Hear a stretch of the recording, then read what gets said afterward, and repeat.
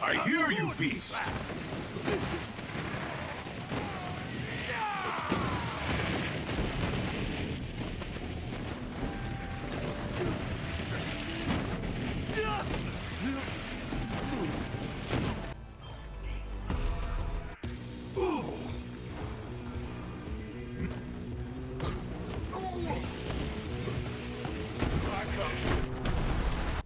What's going on, everybody? Less Handsome Jack here. This is going to be my very first YouTube video, and we're going to do a build video for something I've been working on for the better part of 3 weeks.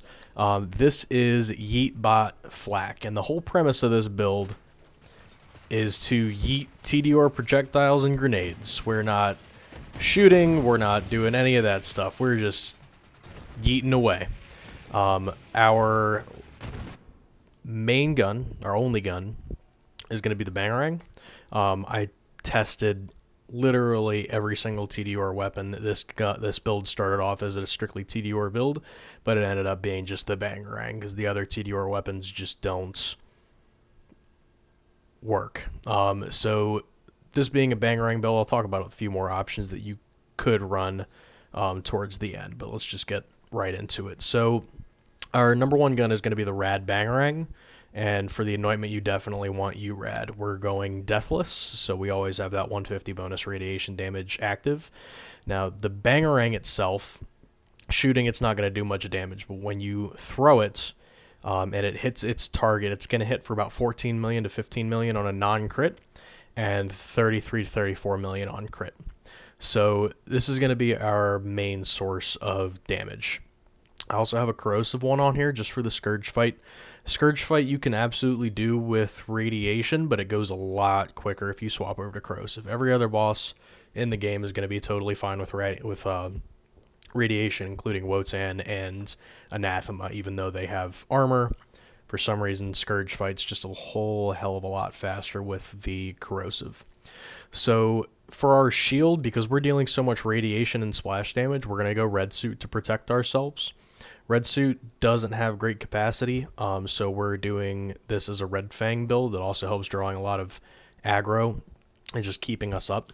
For the anointment on your red suit, you definitely want to go with 50% bonus radiation. It's going to bring us up to a total of 200% radiation on ASE, which isn't really active too often, but it never hurts to get that bonus radiation damage.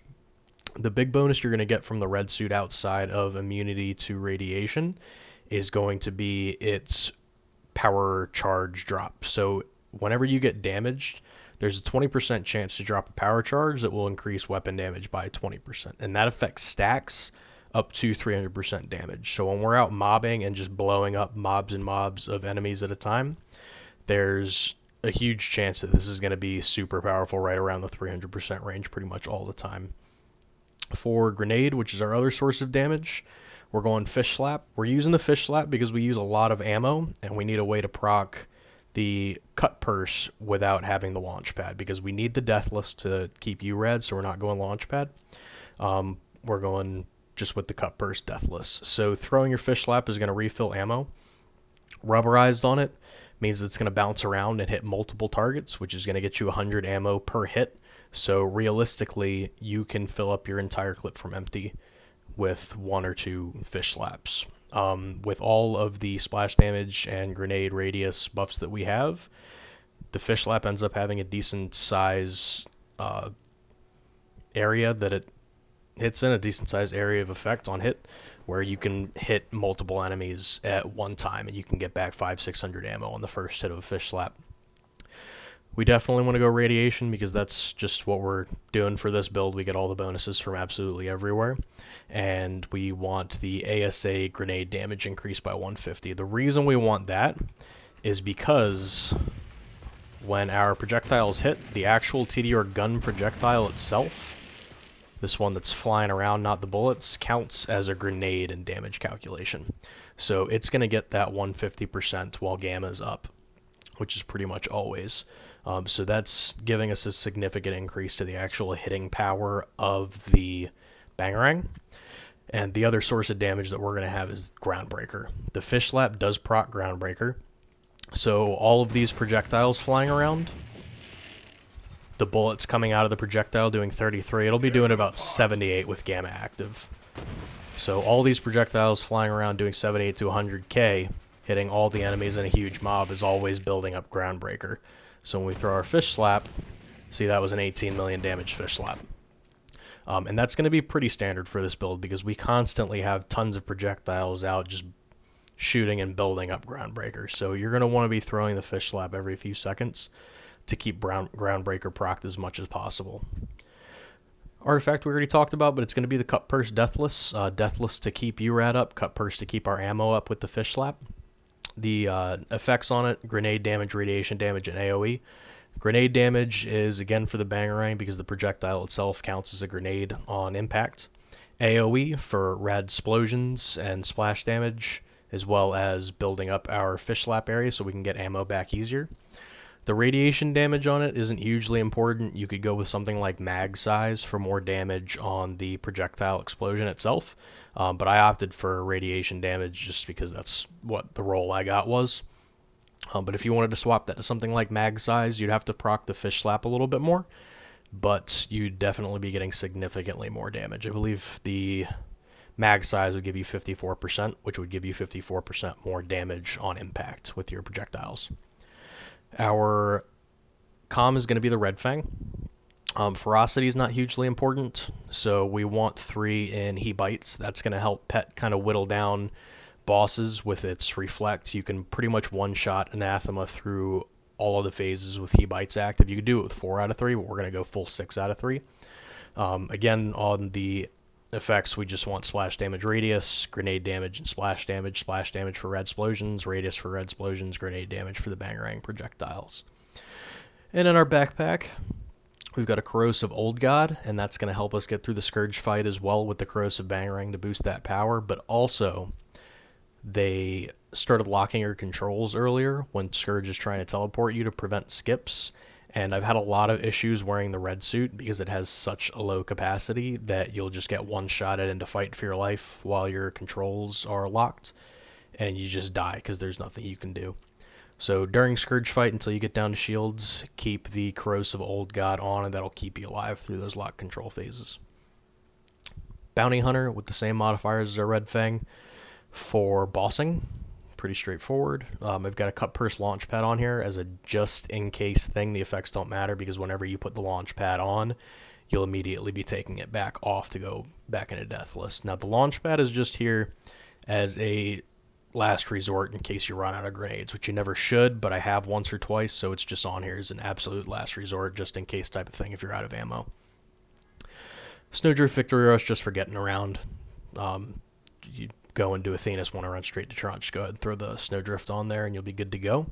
And that is it for our loadout. This build is not hugely gear reliant. Like, you don't need a lot. You can get the Bangarang from Captain Thunk and Conrad's Hold. It's a fairly easy farm. I got this red suit from Earl's Vendor. Fish Slap, you gotta already have it.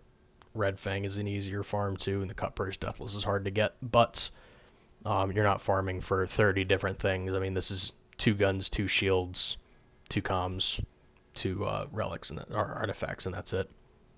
So that's the gear. We'll move on to the skill tree. Start off in Red Tree, and the first thing you'll notice is that we are not spec'd into Megavore. The reason that we're not spec'd into Megavore is that the TDR projectiles themselves cannot proc Megavore. So they can crit naturally, like if you hit somebody in the head with a projectile, it will crit, but it can't crit on any other part of the body. So that 20% critical hit chance on anywhere that Megavore gives you does not affect TDR projectiles. So we saved the points and didn't go all the way down Red Tree, which makes this probably the most unique flak build to ever be made because we've got no capstones whatsoever. Outside of that and Galactic Shadow and Leave No Trace, it's a fairly standard Red Tree. We're not in Leave No Trace because we don't care about ammo regeneration. That 1 ammo isn't going to do us any good. At best, it's just going to ruin when we try to reload. You'll shoot a bullet to reload, and then that bullet will be added back, and you can't reload. So we're not in Leave No Trace. Stalker is going to give us 39% bonus damage. It's going to be effective pretty much always. Second Intention is going to give us reload speed because all we're doing is reloading, so that's super important as well. Head count to keep gamma up in the short times that it's inactive. For head count, the bullets on our TDR projectiles, on the bangarang projectile that shoot out in all directions while it's in the air, can crit. So having 20 projectiles flying around in the air and bullets everywhere will help head count get gamma back fairly quickly. Gamma is usually only down 2 or 3 seconds with head count and eager to impress active. Hunter's Eye just for the flat bonuses and to get down the tree. And then we're always going to go 3 in big game and 3 in most dangerous game for the hunter skill duration effects, gun damage, crit damage, all that good stuff that those two offer us. Big game is going to buff Stalker, Frenzy, Furious Attack, and all those skills like that. So for our pet, we're going to go Scorcher for the 30% bonus elemental damage. It's 30% because of Barbaric Yop, which we'll talk about in Blue Tree. Scorcher is also probably your best option for flat DPS on a pet. Green Tree, super standard for Gamma builds. We're just going to go 5 in Furious Attack for the damage stacks. 5 in Eager to Impress to keep everything up as much as possible. With 5 in Eager to Impress, you don't need 5. I just did it to get down the tree because nothing else here mattered for us because we're deathless, so we don't need healing. Sick'em's only good for pet cheese, and we don't fire our weapons, so fire rate doesn't matter. So we're 5 in Eager to Impress, and we can instantly get gamma back almost always. With our huge red explosions, we're going to be killing 5-6 enemies at a time during mobbing, so one rad explosion Eager to Impress recharges gamma. And for our final point in Green Tree, we're going to go Lick the Wounds. We are super squishy. We can't hurt ourselves because it's all radiation, but barrels will instantly down us. So we're going to go ahead and get Lick the Wounds as a just in case for sometimes you go down and you realize that you hadn't fish slapped for a while, so you are out of ammo.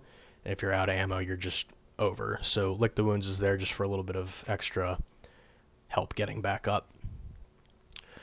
Blue Tree, we're going to go 3 into Persistence Hunter. The action skill duration is what we're really looking for out of Persistence Hunter. Between action skill duration here and endurance here, giving us an extra 15 seconds, Gamma's going to be up on average for about 44 seconds. So 44 seconds with 2 to 3 seconds cooldown, we're basically always in Gamma, and we always have that 150 ASA grenade damage anointment active. We are 2 in Ferocity and 1 in Go for the Eyes to get down the tree. Neither of these actually matter, just to get down the tree. E-Bites, I went ahead and maxed out. You can run this at 4, but there's really nothing else that you could spend those extra 2 points in, so I just went ahead and went all in on it. Frenzy is going to give us 40% damage basically all the time because Pet is invincible in Gamma. Psycho Head on a Stick to get down the tree. 5 in Barbaric Yop to go ahead and give us that 30% elemental damage on our Scorcher.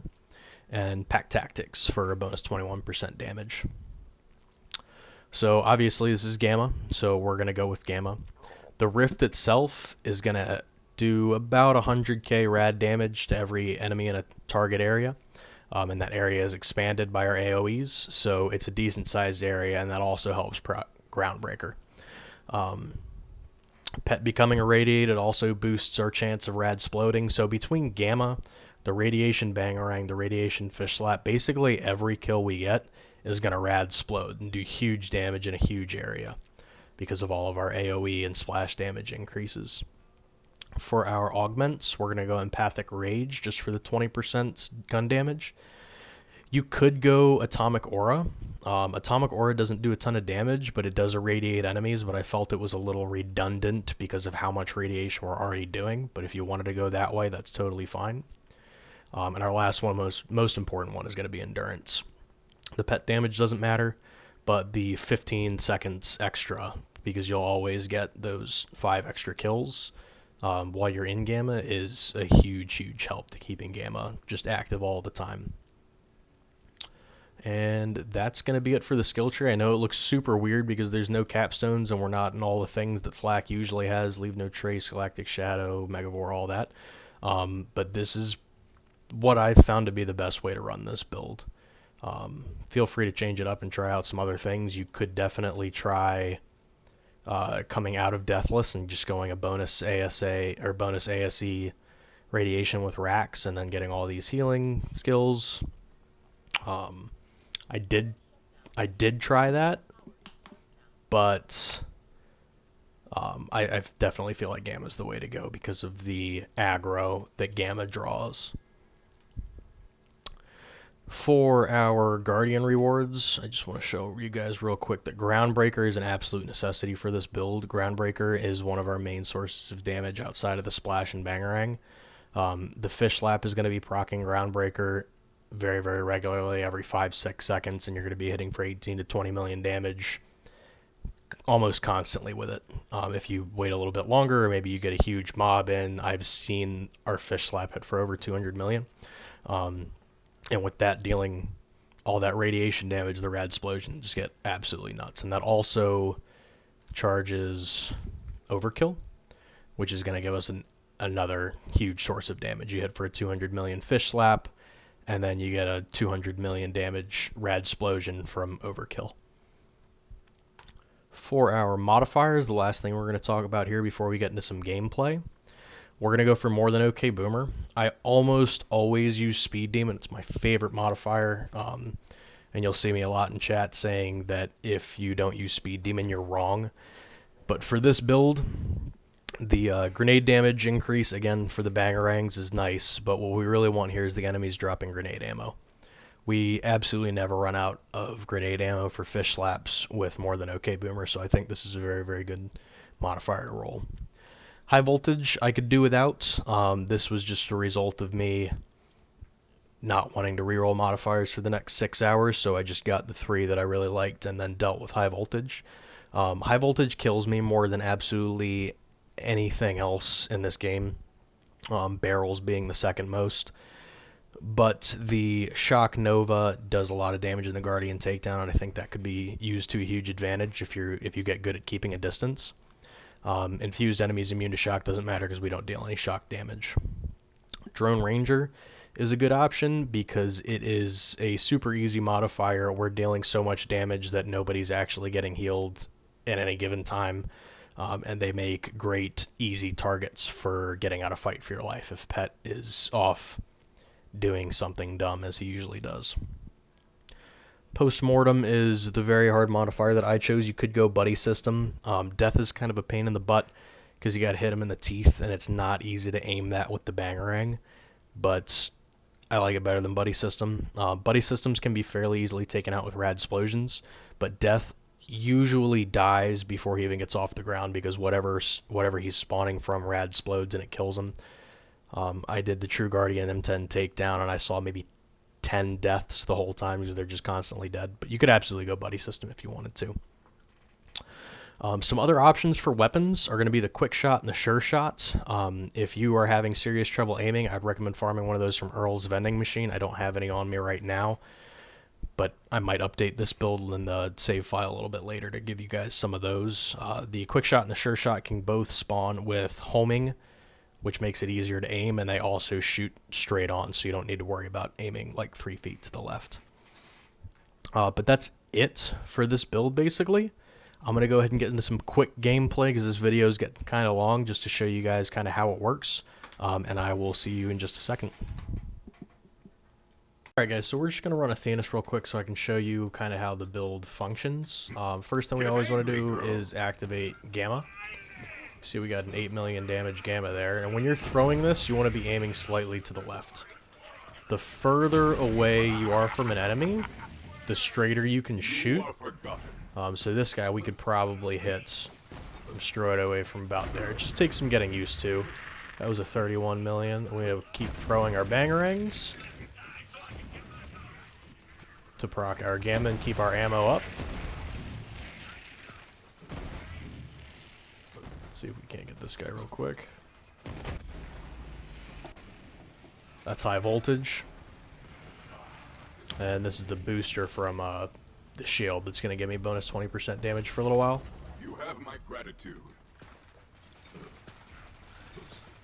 So we're just going to kind of yeet our bangarangs, and that rad explosion just took care of absolutely everybody. See, Gamma came up after about 2 to 3 seconds there. And that's pretty much it for the build, guys. So I appreciate you hanging out. I hope you have fun playing this build. If you guys have any questions, feel free to comment or hit me up on Twitter. You can find me at twitch.tv/letshandsomejack. I play this build pretty regularly.